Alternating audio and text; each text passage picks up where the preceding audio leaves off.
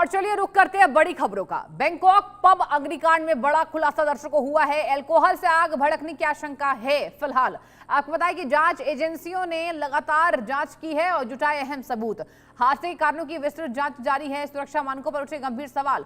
हादसे में 27 लोगों की मौत की खबर हो चुकी है। जी हां, जहां पीएम ने भी 27 मौत की पुष्टि कर दी है। बैंकॉक के चर्चित पब अग्निकांड की जांच में बड़ा खुलासा सामने आया है।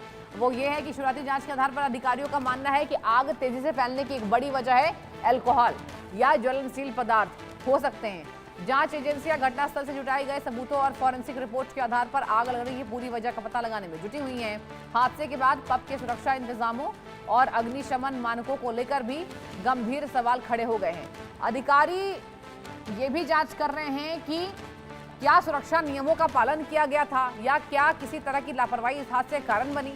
फिलहाल संबंधित एजेंसियां सभी पहलुओं की जांच कर रही हैं और अंतिम रिपोर्ट का इंतजार किया जा रहा है। इस बीच प्रशासन ने ऐसे प्रतिष्ठानों में सुरक्षा मानकों की समीक्षा और नियमों के पालन को लेकर सख्ती बढ़ाने के संकेत दिए। तो देखिए, बैंकॉक के पब में ये दर्दनाक भीषण अग्निकांड है। दर्शकों, आप सोचिए कि 27 लोगों की मौत की पुष्टि खुद पीएम ने कर दी और थाई पीएम ने वहां पर घटनास्थल का दौरा किया। घटनास्थल वो खुद पहुंचे थे और आपको बता दें, उन्होंने घायलों के प्रति संवेदना व्यक्त की है और यहां पर मारे गए लोगों को श्रद्धांजलि दी है।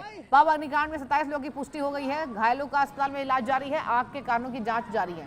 थाईलैंड की राजधानी बैंकॉक में हुए भीषण पब अग्निकांड पर प्रधानमंत्री अनुतिन चर्नविराकुल ने बड़ा बयान दिया है। घटनास्थल का दौरा करने के बाद उन्होंने 27 लोगों की मौत की आधिकारिक पुष्टि कर दी है। पीएम ने बताया कि कई घायल अस्पतालों में भर्ती हैं जहां उनका इलाज जारी है। उन्होंने राहत और बचाव कार्य की समीक्षा भी की है और अधिकारियों को घायलों को हर संभव मदद उपलब्ध कराने के निर्देश दिए हैं। वहीं इस दर्दनाक हादसे की वजह का अभी पता नहीं चल पाया है। सरकार ने आग लगने के कारणों की विस्तृत जांच के आदेश दिए हैं। शुरुआती जानकारी के अनुसार हादसे से पहले पब के स्टेज के पास बिजली के सर्किट ब्रेकर से धुआं उठता देखा गया था, जिसके बाद बिजली गुल हुई और फिर धमाके जैसी आवाज के साथ पूरे हॉल में काला धुआं फैल गया। फिलहाल जांच एजेंसियां हर पहलू की पड़ताल करती हुई नजर आ रही है। देखिए, भीषण भयंकर विध्वंसक अग्निकांड है। दिल्ली का मालवीय नगर अग्निकांड आपको याद होगा, उसके बाद लखनऊ कोचिंग सेंटर अग्निकांड याद होगा। मतलब अब देश और दुनिया में लगातार आग की खबरें सामने आ रही हैं। 27 लोगों की दर्दनाक मौत हो गई है। बैंकॉक पब अग्निकांड, 27 लोगों ने, आप सोचिए, दम तोड़ दिया है। कितना दर्दनाक ये हादसा होगा, कितने लोग जलकर मरे होंगे, कितने लोग घुटन से मरे होंगे। आप सोचिए, बैंकॉक के पब में आखिर आग कैसे लगी।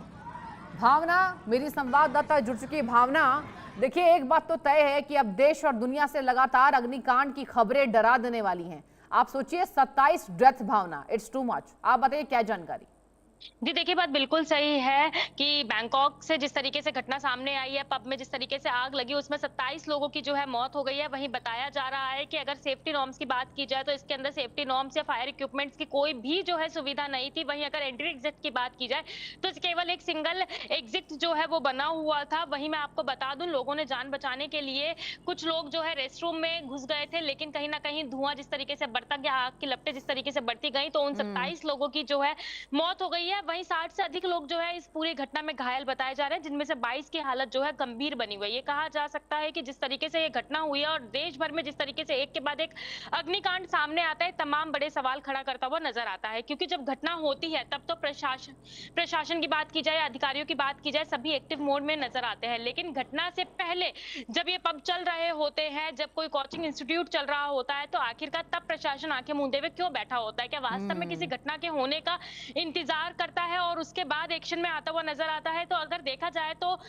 बैंकॉक में जिस तरीके से घटना सामने आई है, उसके बाद अब प्रशासन भी जो एक्टिव मोड में होता हुआ नजर आ रहा है। वहीं वहां के प्रधानमंत्री ने जहां 27 लोगों की मौत की पुष्टि करी है, वहीं जांच के भी सख्त निर्देश जो हैं वो दिए गए हैं। अगर देखा जाए तो अगर इन निर्देशों को पहले दिया जाता या फिर अगर प्रशासन या अधिकारी सख्त रूप अपनाते तो शायद इतनी बड़ी घटना नहीं होती और 27 लोगों की जान पर नहीं बन पाती। एग्जैक्टली, आपने बहुत अच्छी बात ये कही।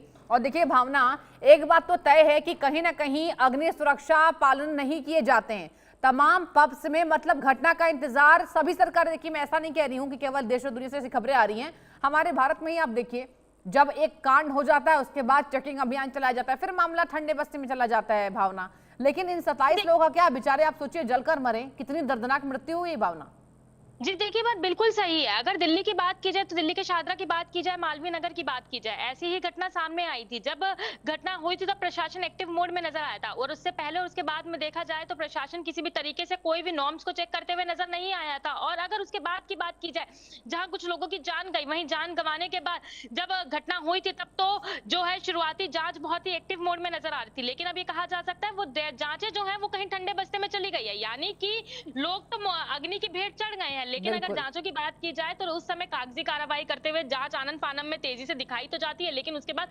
मामला बिल्कुल ठप होता हुआ नजर आ रहा है। वहीं जिस तरीके से बैंकॉक की राजधानी थाईलैंड से मामला सामने आया है तो ये कहा जा सकता है कि घटना होने के समय जो है प्रशासन एक्टिव मोड में तो जरूर नजर आ रहा है। अब देखना यही होगा कि आखिरकार इस जो कदम, जो सख्त रुख अपनाया जा रहा है, सख्त रुख कब तक अपनाया जाएगा। जो लोग 27 लोग मौत की भेंट चढ़े हैं, क्या उनको इंसाफ मिलेगा, या फिर अब से कुछ समय बाद जब ये कार्रवाई ठंडे बस्ते में चली जाएगी तो कहीं ना कहीं ये कहा जा सकता है कि वो लोग इंसाफ के लिए तरसते हुए नजर आएंगे। क्योंकि अगर नॉर्म्स को पहले जांच की जाती, हर तरीके से पहले जांच की जाती तो शायद इन लोगों को जो है इस अग्निकांड में अपनी जान ना गंवानी पड़ती। बिल्कुल। और भावना, ये बताइए कि पीएम ने खुद वहां दौरा किया है और पीएम ने श्रद्धांजलि भी पेश की है 27 लोगों के लिए, और घायलों के इलाज के लिए लगातार उन्होंने संबंधित जानकारी हासिल की है। ये बताइए कि थाई गवर्नमेंट का कुछ बयान सामने आया है कि कुछ कड़ी जी कार्रवाई देखिए, होगी? हाँ।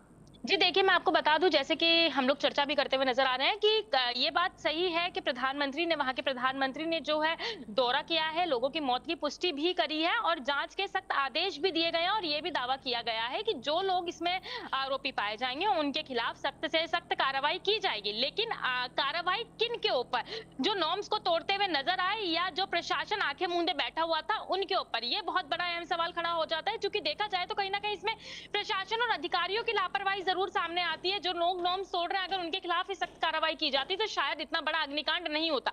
क्योंकि अगर हम लोग तस्वीरों में देखें तो तस्वीरों में साफ तौर पे देखा जा रहा है कि कैसे आग की तेज लपटें जो है भरभराते हुए पूरी इमारत को जो है अपनी चपेट में ले लिया। और अगर इसमें 2 एग्जिट होते तो शायद 27 लोगों की मौत नहीं होती। दूसरे रास्ते से लोग जो है बाहर की तरफ निकल जाते। अपने आप को बचाने के लिए लोगों ने रेस्टरूम में खुद को सुरक्षित करने की तो सोची, लेकिन दम घुटने के कारण कहीं ना कहीं उनकी मौत हो गई है।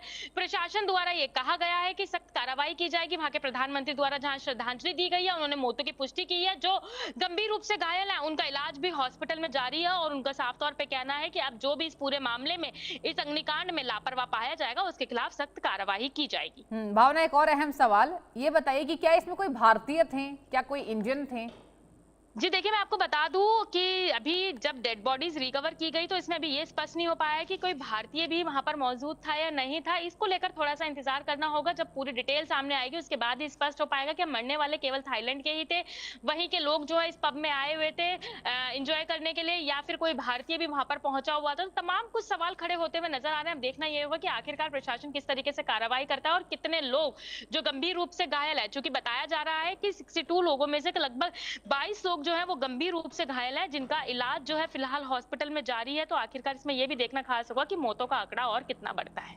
बिल्कुल, मौतों का आंकड़ा हो सकता है भावना की और भी बढ़े, क्योंकि हम देखते हैं कि जब भी अग्निकांड ऐसे भीषण होते हैं तो जो घायल होते हैं उनमें से भी कई लोग इतनी बुरी तरीके से झुलस जाते हैं कि उनकी भी मौत हो जाती है। लेकिन होप्स हो कि सब कुछ बेहतर हो। और आपसे मैं एक और जानकारी चाहूंगी, अगर बात की जाए तो वहां पर फिलहाल कोई भी जानकारी दी गई है कि मतलब कैसे आखिर सुरक्षा मानकों में चूक हुई या फिर कैसे आग लगी? कुछ शुरुआती यहाँ पर जांच?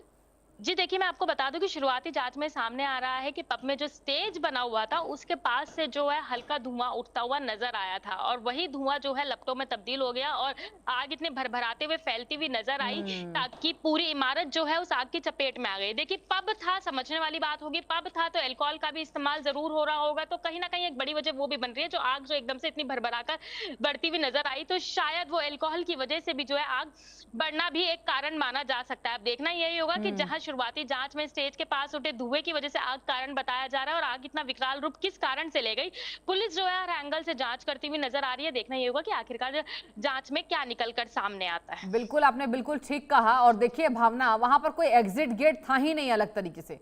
जब ऐसे पब्स में लोग, ऑब्वियस सी बात है वहां भीड़ ज्यादा होती है और जनसंख्या, हम देखते हैं कि जितनी कैपेसिटी है पब्स की उससे ज्यादा जो लोग हैं वो एंजॉय करने के लिए चले जाते हैं। तो जाहिर सी बात है एग्जिट गेट्स तो होने चाहिए थे। आप सोचिए एग्जिट गेट्स ही नहीं है, मतलब कैसे चल रहा है धड़ल्ले से ये सब पब्स, और क्यों नहीं बैन होता है?